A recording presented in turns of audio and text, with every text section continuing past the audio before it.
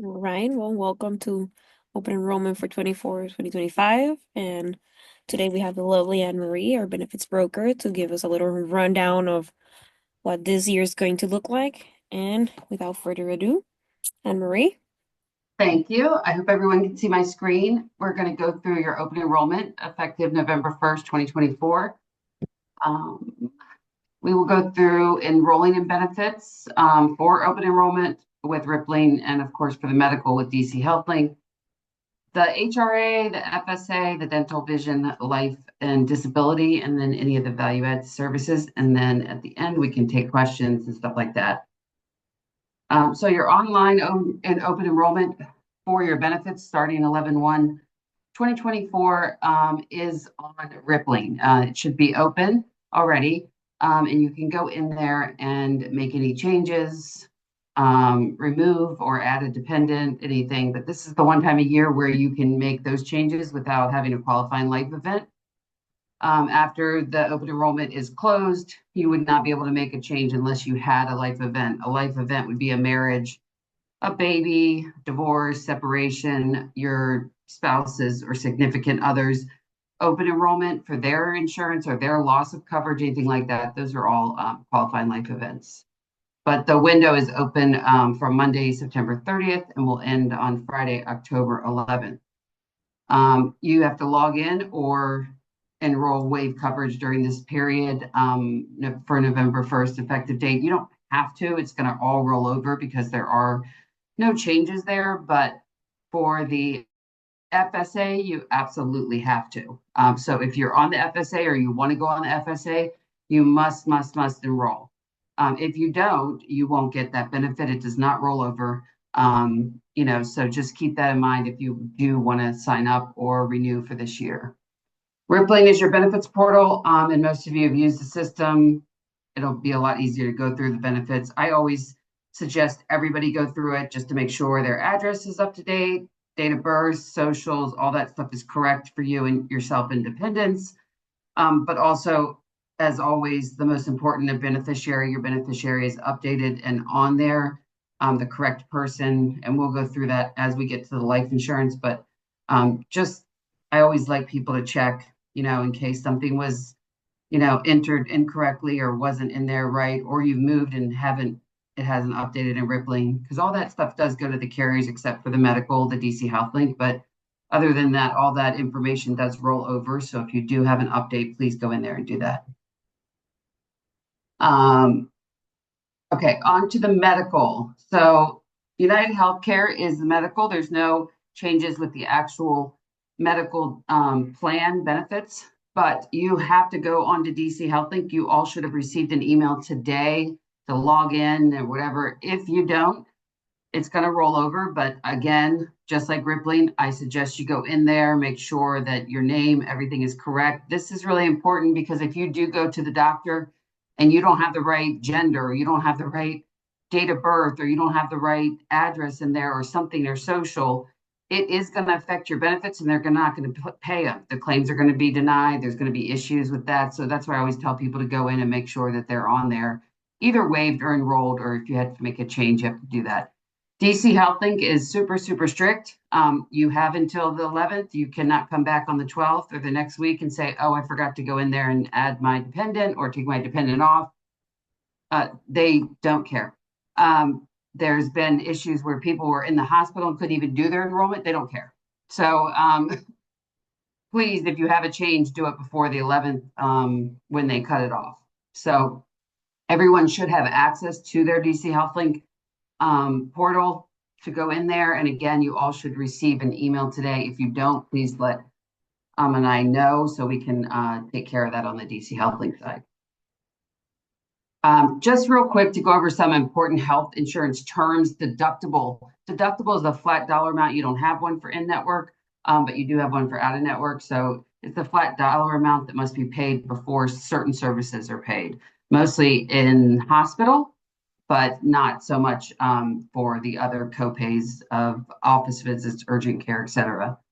Coinsurance is the amount. This is the healthcare coverage after the deductible. This can be seen as a sharing of cost. Again, you all have 100%, but if you did have something out of network and it was 20%, it would pay what is allowed in network, or that 20% plus deductible plus co-pays. It just depends on what plan you're in. Co-payments, again, are the flat fee that you pay, either after deductible, or if it doesn't have a deductible, just the like prescriptions, office visits, etc. And then out-of-pocket max, that's the most you pay for a coverage service in a plan year. Um, so when we go through it, I'll go through it a little more, but I mean, in the 22 years, 23 years that I've done it, there hasn't been any buddy, maybe two or three that have actually met the out-of-pocket max. So it's not something you need to worry about. I mean, unless you're going to the emergency room daily or weekly, you probably won't ever meet that max. And here's what I'm talking about at the bottom here. There's annual out-of-pocket max. It's $3,500 in network for individual and $7,000 for family. Again, because you don't have a deductible in network and you don't have a lot of copays or high copays or a lot of money coming out of pocket, but the emergency room is $350 copay. So like I said, you'd have to be going to the emergency room daily or weekly or whatever to even get close to that. But all of your copays and anything that you have paid out of pocket goes towards that out of pocket max. Again, if you go out of network, it's a separate out of pocket max. So that's 5,000 for individual and 10,000 for family.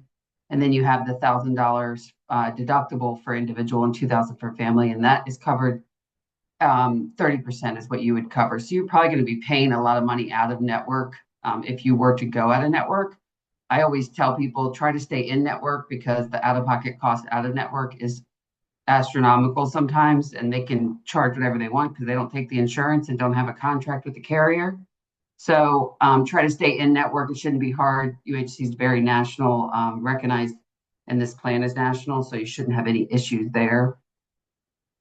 But this all resets 11/1. So, if you're close to your annual out-of-pocket max, probably not, but if anybody was, it would reset on November 1. So it goes from November 1st to October 31st of each a year. So as always, everybody has preventative care covered at 100%. So you shouldn't ever have to pay a copay when you go see your annual physical you have every year, if you have one. For women, if you go see your gynecologist every year, the screening for breast cancer, shots for measles or any kind of vaccines and stuff like that. And when you have your physical and they want you to have blood work done, right? That should not cost you anything. I know sometimes there's issues with that, but just make sure that it's coded correctly or your doctor's giving it to you when you go for your physical. So that way it can all be counted as routine and preventative care. You have virtual visits as well, so you can get online access to care if you go to your myuhc.com, and you can look under that and get virtual visits. And then for all your information, like I said, under myuhc, you can find physicians, check any of the claims that you have. You can get an estimated cost of what it would cost you if you were to go into the hospital or you were to have a surgery or anything like that. You can get that kind of stuff on your myuhc. And again, it's just an estimate, but it gives you some idea. The health reimbursement arrangement, or the HRA, that voter registration project generously gives everybody. It resets again on November 1st, and it's $1,000 per employee per plan year. So if you don't use that money by 10/31, then it's not yours. It's the company's. It goes back, but you do have it, and it's all IRS approved expenses are under that. So even though this is an Optum one, and I know that HRA is under Optum for your health reimbursement arrangement, and there's a link on here that you can click on and look at the medical expenses of what it would, what they cover, what's qualified. It's a great resource, but this is 100% employer paid. And when you do want to get reimbursed, you just have to submit your explanation of benefits or something that gives you information on that for your medical, dental, vision, whatever you have available.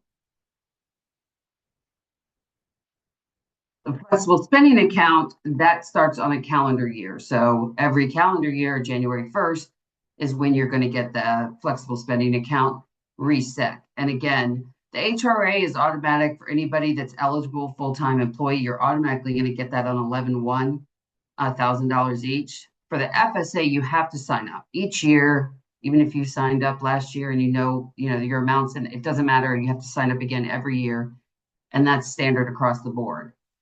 And Marie, Um, I wanted to say for this one, Rippling is gonna automatically email them 60 days before the renewal date, which is at the end of this month, 10/31. Rippling will automatically say, hey, 60 days until your plan ends. This is the time for you to renew FSA.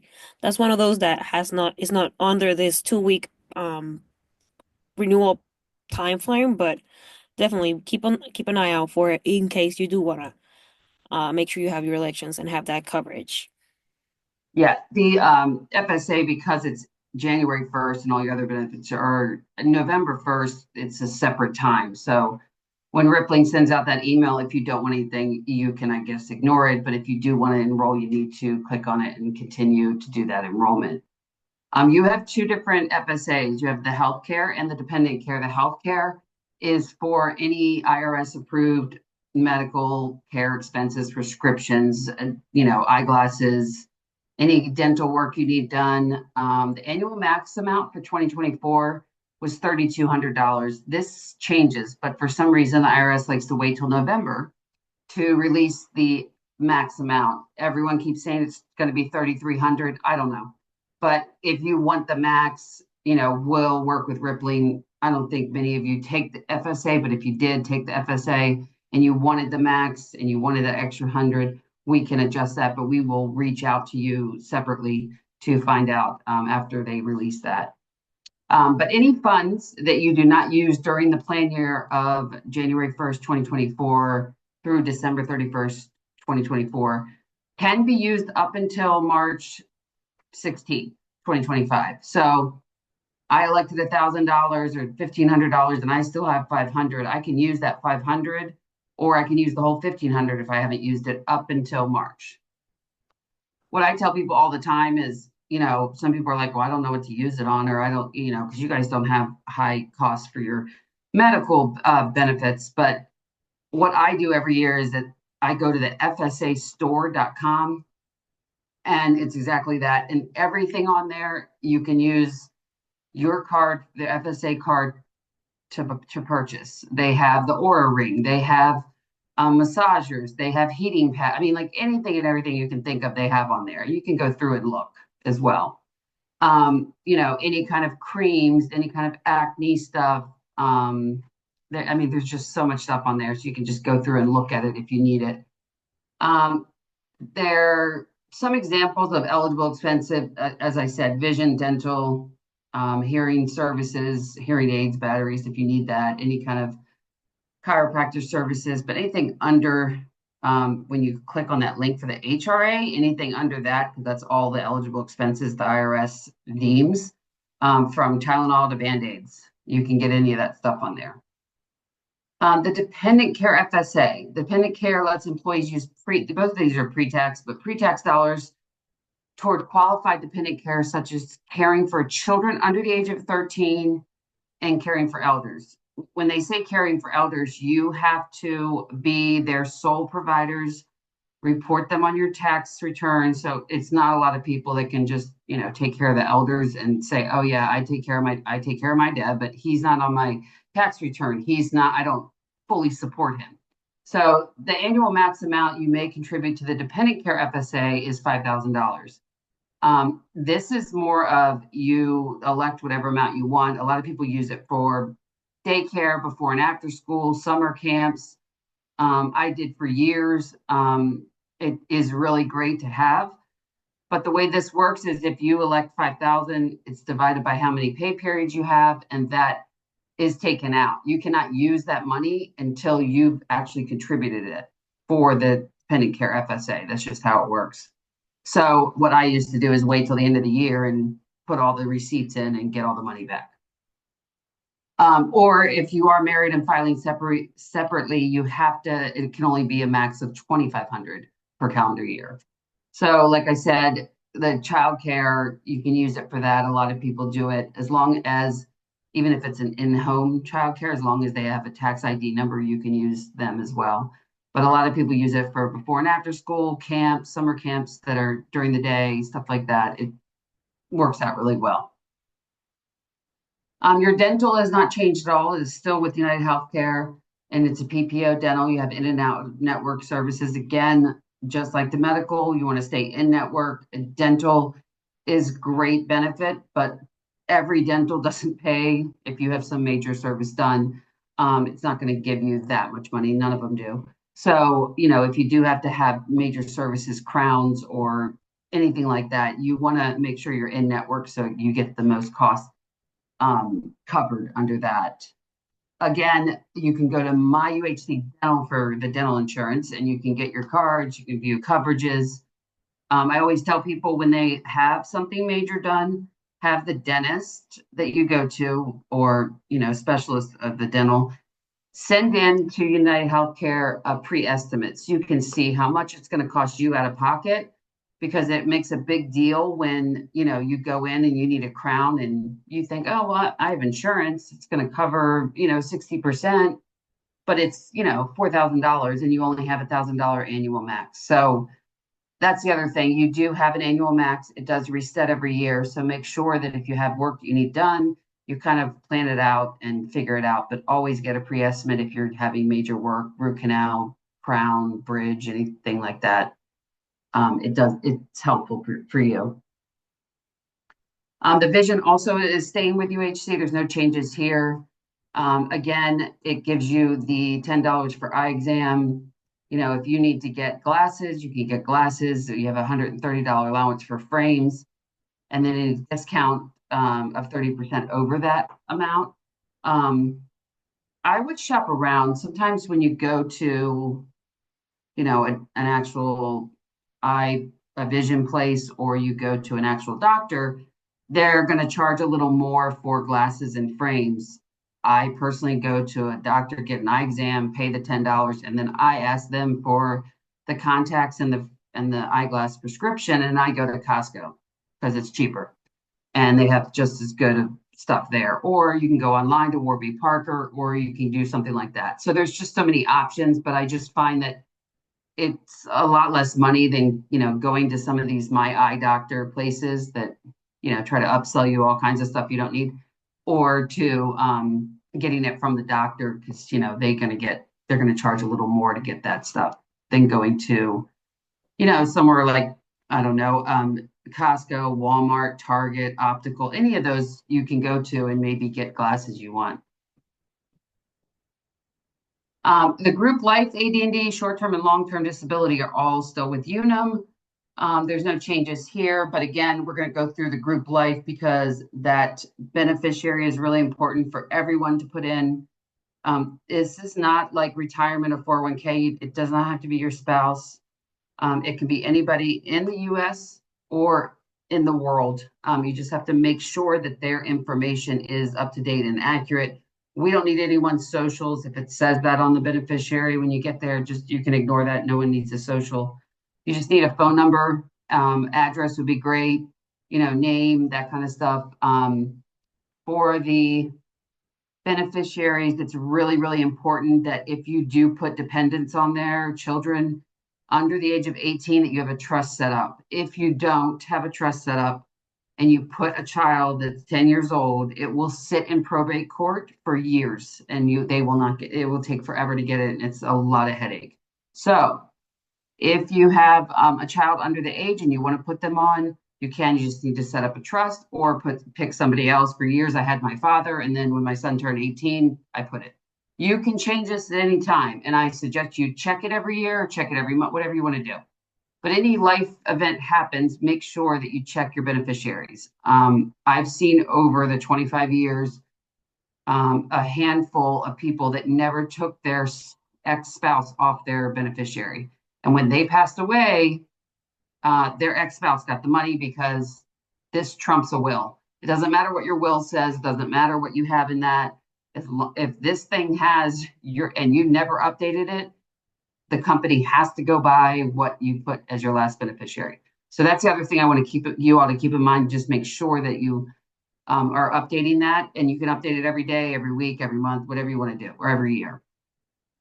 But the group life is 100% employer paid along with the short-term and long-term disability.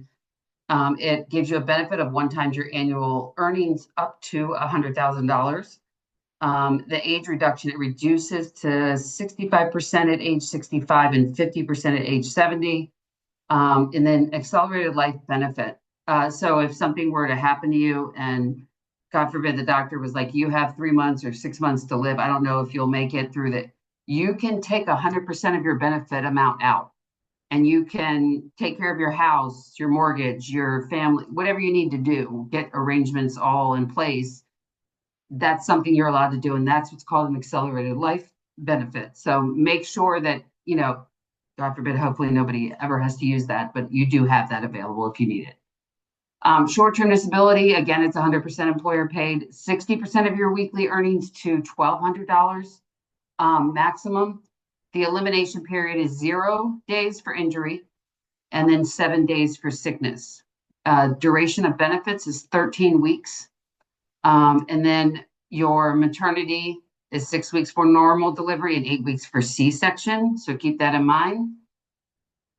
The duration of benefits, because, 0 for injury or 7 days for sickness, the 7 days for sickness, you would get 12 weeks of the benefit because the first week would be the elimination period. So just keep that in mind. Same thing with the 6 weeks for delivery.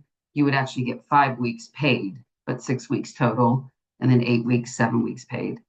But just keep that in mind for the short-term disability. Also, real quick, anybody lives in a state that has state paid family leave or state sick leave or anything like that, or you have a TDI or short-term disability in your state, besides the District of Columbia, your short-term disability with Unum, if you apply for it, may be offset if you make under a certain amount. I don't know exactly what that is, but you can always try. But don't be shocked if you submit it and you only get $1 because your state's giving you all this money. I know California, Massachusetts are really rich on their paid family and medical leave. But DC does not offset. If you live and work in DC, it is not offset. You can get both, no problem. But that's the only place. No one else does that. So I know more are coming up. Delaware starting to take deductions in 2025, January 1st. Maryland's July. Both of those will be implemented January 2026. So, keep that in mind if you're in those states. Plus, they have other ones that are probably going to come up again next year and the year after. So the long-term disability, if you were on short-term disability and you use the full duration of those 13 weeks, then you would move to long-term disability. That's 60% of your monthly earnings to a maximum of $6,000. And that elimination period is 90 days or the short-term disability timeframe. The duration of benefits is Social Security normal retirement age, which I think is like 67, probably 68 now. And then if you have any pre-existing, I think most of the people, unless you're a new hire, this doesn't apply to you. But if you have 3 months prior or 12 months after something that was pre-existing, they will not pay out the long-term disability. So just keep that in mind. But I think everybody's pretty much in the clear that's been here more than a year. Also with Unum, for the short term and the long term, Unum, well, for the short term especially, Unum will pay the lump sum. So if your doctor, everyone's filled out the claim form, submitted it, and the claim form, your doctor says you're going to be out for 9 weeks with whatever. Unum will, once approved, will pay you the lump sum of the 9 weeks or the 8 weeks minus the elimination period. So just so you have that in mind, they don't pay weekly. They give you a lump sum up front. With the long term, it'll be monthly. They give you the payment. But with Unum, you have value added services that are completely free to you, which includes employee assistance program. This is really great. A lot of people use this and have used this for many things, but mostly you have a family member that, and this is available to any full-time employee and their family members. So even if they're not on the insurance, they can still use this. But anybody that, has trouble with somebody that has, a substance abuse problem, they need help, stuff like that, that's a great resource. But the most thing used for EAP is finding, maybe you're in a new place and you need childcare, you had a baby, or you need somewhere to, nursing home for your parents. These are resources that you have available through the EAP that you can get help with that. There's also life planning, financial and legal resources. So that helps with someone who's like terminally ill, or help with your personal financial or legal decisions that you may need. And then also travel assist, which is great. Whenever you travel 100 miles away from home, either in the US or outside the US, you have travel assist. So if you lose your luggage, you lose your passport, you need to find the closest US embassy if you're out of the country, anything like that. I have this, so I put those numbers in my phone because I'm not going to remember that. So I put it as a contact in my phone just so I know it's there. But this is all free to you. This is all 100% confidential. I don't know when you call. Your company doesn't know when you call. No one knows anything of what you go on. There's no way to track that. It's all confidential. So don't worry about anybody, knowing that you're calling or needing help or anything like that. Something going on. It's all your personal business, and nobody will be able to find out. Okay, the next steps, again, open enrollment window is open until Friday, October 11th. You can enroll, change, waive, whatever you want to do in Rippling, and also, more importantly, for medical in the DC Health Link. We have an employee benefits guide and benefit summaries all available on Rippling for you, and also on your personal portal for your company. We have a client advocate center, but I ask that you go to Ama or Manny, and then they can come to me for any questions you may have. But in case you can't get in touch with anybody, we do have a client advocate center that's open from 8 a.m. to 8 p.m. Eastern Standard Time. If you ever need help and you can't get in touch with somebody about your benefits. So if any questions on your upcoming open enrollment or benefit plans, contact Ama. Okay.